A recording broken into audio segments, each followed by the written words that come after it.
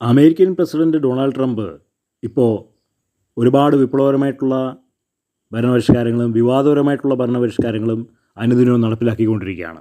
ഇപ്പോൾ നമ്മൾ ഈ പോസ്റ്ററിൽ കാണുന്ന ഒരു പ്രസ്താവന ഇപ്രകാരമാണ്: ചൈനക്കാരുമായിട്ട് പ്രണയമോ ലൈംഗിക ബന്ധമോ അരുത്. ഇത് ചൈനയിലെ US ഉദ്യോഗസ്ഥർക്ക് ട്രംപ് ഭരണകൂടത്തിൻ്റെ ഒരു നിർദ്ദേശമാണ്. ഒന്നോ രണ്ടാമത്തേനെ ദേഷ്യപ്പെടുകയും ഒന്നോ രണ്ടാമത്തേനെ ആളുകളെ പുറത്താക്കുകയും ഒന്നോ രണ്ടാമത്തേനെ ആളുകളെ വിട്ടിയിടുകയും ചെയ്യുന്നതായിട്ടുള്ള ഒരു പ്രത്യേക രീതിയിലുള്ള സ്വേച്ഛാധിപത്യ ഭരണമാണ് ഡൊണാൾഡ് ട്രംപ് കാഴ്ചവെക്കുന്നത്. ചൈനക്കാരുമായിട്ട് ലൈംഗിക ബന്ധത്തിൽ ഏർപ്പെടരുത് എന്ന് പറയാൻ അതിനൊരു അവകാശവുമില്ല. കാരണം വെള്ളക്കാരെവിടെ പോയാലും അവർ ലൈംഗികതയുടെ കാര്യത്തിൽ വളരെ മുന്നിട്ട് നിൽക്കുന്നവരാണ്. ലോകത്തിലെല്ലാ രാജ്യത്തും വെള്ളക്കാരെത്തിയിട്ട് അവിടെ ലൈംഗികതയിലൂടെ ഒരുപാട് പദ്ധതികൾ അവർ ചെയ്തിട്ടാണ് ഇരിക്കുന്നത്. എവിടെ പോയാലും ലൈംഗികതയാണ് അവരുടെ തുടക്കവും അവസാനം.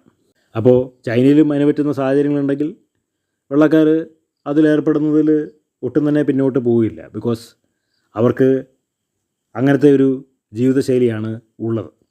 ഡൊണാൾഡ് ട്രംപ് ഇപ്പോൾ വന്നിട്ട് ഇങ്ങനെയുള്ള നിലപാടുകളൊക്കെ പറയുമ്പോൾ അത് എത്രമാത്രം ആഴത്തിൽ അവരുടെ ഉദ്യോഗസ്ഥർക്ക് ഉൾക്കൊള്ളാൻ കഴിയും എന്നുള്ളത് കണ്ടറിയേണ്ട ഒരു കാര്യമാണ്.